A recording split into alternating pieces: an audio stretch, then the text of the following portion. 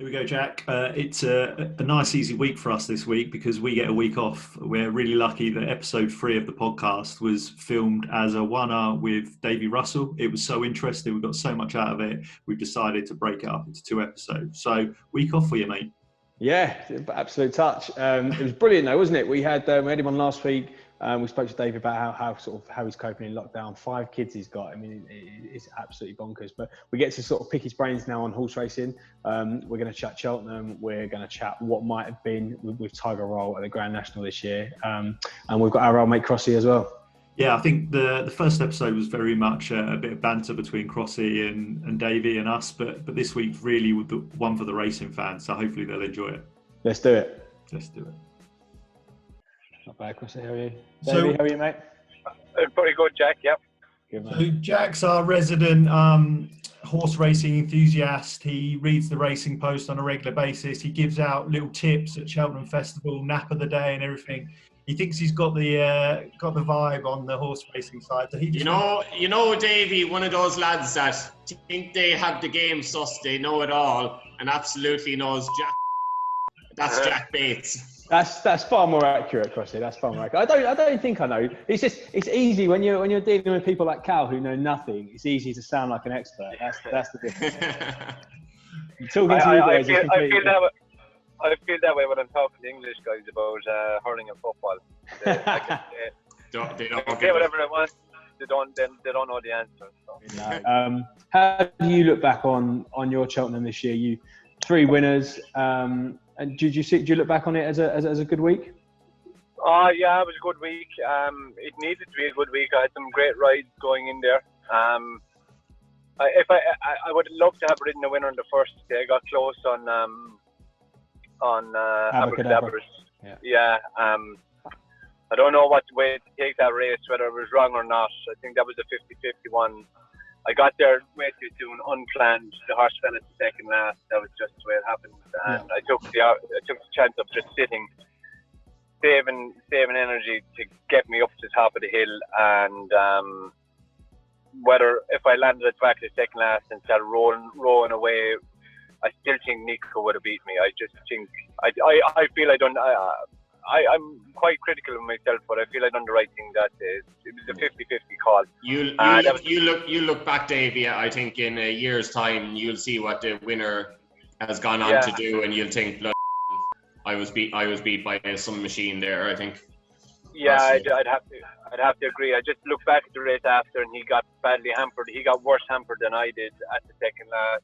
He missed a hurdle out country. I think he would have been an unlucky loser if he got beaten. I think the best horse won the race, and I'm happy enough to think that no matter what I'd done, I may not have beat him, you know. And after that, then, you know, there was loads of good things to take out of it. Envoy Allen was brilliant, no more than what we expected,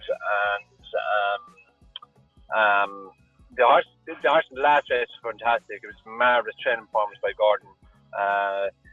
He really, really fancied him. I thought experience would catch him out. I thought it was the only thing that would catch him out, and you know, he duly obliged. And third one was Chosen Mate, Envoy Allen and Sandcrow. Of course, how can we forget Sandcrow? Sandcrow, yeah. That was brilliant. Now that was really pleasing because that was a great story. Yeah, I never rode him before. I only rode him at home. I never rode him in the race course. And people were critical of him because we were so fond of him. Like he was built up to be the next coming, and he didn't produce, or he did as a hurdler, but he had fallen behind, and you know, people were writing him off, and he had these issues and things. But it was a fabulous race to win or to be part of. Really, it was. Yeah. That was really, really good. Yeah. Especially for a horse like that, Davey. Like when they get built up so much, when a horse gets built up so much, they can only be a disappointment. I think the fact that he went missing for a year and a half, and then to come back, he'll actually be remembered better for doing that than for winning nearly every race on the bounce and then getting beaten once. You know. I agree 100% with you, Dave, because like we're in that territory with Envoy Allen now. Yeah, agree. No matter what Envoy Allen does, he just has to keep winning to be the horse that people have made him out to be. And, that's just the way it is, If he gets beat once, people will remember him for when he gets beat that one time, then the 20 races and 5 festival winners he's had and whatever else. That's just the way, the nature of the beast, isn't it? That's it. That's the way it is. And when you're that good, would you believe you see it in humans? When you see these guys when they're young and they just blitz the team, whether it be football or whatever sport it's in, it could be cricket, it could be any. You see these young guys coming Jockeys in as well. And they just don't see out the trip. People are kind of saying, he wasn't really that good anyway, was he? Yeah. You know what I mean? And really, they probably like Henry Allen he's exceptional. What's the plan with Henry Allen? Gold Cup eventually? Is that the ultimate thing you think? And you see, that's the beauty of him. There's no plan has to be made because he can go anyway. His options are wide open. So there'll be no rush. Gordon wouldn't even be thinking about that. I wouldn't even be thinking about that. I'm sure Cheveley Park are dreaming of that, definitely. And they're entitled to. But no decision. Just nothing even been said. It'll be up to Gordon and Cheveley Park. Of course, and that's the other side of it as well. You got Callum and Jack there, and punters and people looking in on racing and the owners and things like that. All they ever do is they forget about today or tomorrow. They're thinking, what's he going to win at Cheltenham? There's so many big pots to go along the way, and people forget about all that. As jockeys, we don't think further than what's happening today or tomorrow. And you'll be the same because you could be injured. The horse could be injured. Callum, you've got a horse that's injured. Do you know what I mean? So 24 hours in racing, a lot can happen. Do you know? A lot. When we're in Cheltenham, I don't look at Wednesday's racing until Tuesday is over. Now, obviously, I get a flick through to see what I'm riding and everything is. I'm supposed to ride what I'm supposed to ride. Blah, blah, blah. Have a look at the weight. I haven't a clue about any of them races until I finish Tuesday's racing. Then I concentrate on Wednesday. Then I concentrate Thursday and Friday. And I believe you there, Dave, because on the Monday night before Cheltenham, we do a preview every year, and you always say, well, we obviously chat about Monday, Tuesday, and then Mark Ball will say, well, what are you riding in this race Thursday, Friday? And his answer, what's your answer every time? I don't know. It's whatever they'll put me on. But your answer was, it depends on how Monday and Tuesday goes. Do you know what I mean? If he's winning 2 or 3 rides on Monday or on Tuesday, Wednesday, he'll be riding the best of Gordon's or the best of whatever. Do you know? So much happens, so you can't. You didn't know. You generally didn't know what you were riding Thursday, Friday. I didn't know I was riding Samcro until Dexter. I had an idea. Do you know what I mean? I had an idea, and but he was Jack's ride, and you just don't know. I don't even think about it. I'll be honest with you. Gordon probably had his head that I was riding him, but he never mentioned it to me, and I didn't ask. So. One horse we do know you would have been riding, Davy, is obviously Tiger Roll if the Grand National had gone ahead. How do you look back on that now, potentially as? It's a massive what if, isn't it? Right? How did you kind of rate his chances going into that third back-to-back potential Grand National win? A lot of things were going to suit him. The ground was going to be right. Obviously, he's carrying an awful lot of weight, but he really does love Aintree. And I'd say this at Aintree because of the season, the way the season had gone for him. So with the injury and everything, Gordon would have been building him up for one day, and that was Aintree. Maybe he definitely wasn't as good as he was last year in Navan. That was understandable. Cheltenham, I feel the ground would have affected him. Cheltenham, not taking anything away from the winner. The winner was very impressive, but I felt Gordon then would have been concentrating 100% on the entry and ground, everything would have suited him. Obviously, a huge ask with the weight and everything, and it looked to be a high-class Grand National this year. There's some quality horses in it, so you just don't know. And Davy, the race never took place. Would he have won? I wouldn't have rode it Nelson the rest. He would have 100% have won. So you may as well say it. Of course he would have won. It's what the fans would have wanted. They robbed me of making history. Them Don't worry, we'll put a beep. There's always next year, Davey. It could just make it harder, but you can still do it next year. Yeah. So I do. Hey, Davey, I got one there with Tiger Roll, Davey. Obviously, his technique at jumping and things like that, and I said it to you before, like going out riding him when I was doing previews for Aintree and things like that, I said one horse that will fall and not get around, and I think every jockey in the weigh room would have probably said the same thing, was Tiger Roll. But what did you say when I asked you that?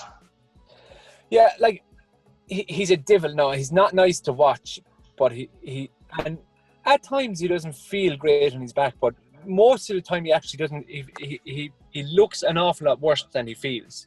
Yeah. I hadn't ridden him much. Aintree was the only time was only my third time ever sitting on his back. So I was watching the same as everybody else, and it looked great. But on his back, it doesn't feel as bad. It doesn't feel as bad. What colour were your underpants before you went out to ride him the first year? I wanted to wear 2 back protectors. But would you believe, it actually didn't bother me. I wasn't nervous. I wasn't afraid. There was no fear there, because I actually thought he'd fall at first. Yeah. And I thought it'd be over and done with. And then, actually, when I went down to show him the first, he sat back in his hocks, and I said, "That'll do me." He knows there's something in front of me. He's shocking intelligent. And when he knew there was something different, I said, "Oh, that's okay. That'll do me," Yeah. Wow. For me, Davey, right, when you're not a jockey that's like, a lot of jockeys are sheep and they just follow and things like that. I'm sure you'd agree. But one thing that stood out for me was in the cross-country race in 2008, when you were riding a horse called Dixville, won by 3/4 of a length. Rather than being a sheep and following the field, you cut inside the hedges and took a bit of a legal shortcut, as the steward said, a legal shortcut, and you ended up winning the race by 3/4 of a length. That was obviously the winning of the race for me. But you are always a jockey that thinks outside the box, and I'm paying you a compliment here, because you don't just follow. You could easily follow the field, but I'll tell you that was some ride that day. And when you, just before you go, the planning of this, right? So obviously you've walked the course, you went in, studied the course map, so you had it in your head going out, I'm going to do this now, and you knew it'd cause a bit of controversy and things like that. But what was your thinking going out to ride in that race? I'll tell you exactly what happened, right? I was late to the races. Oh, Jesus.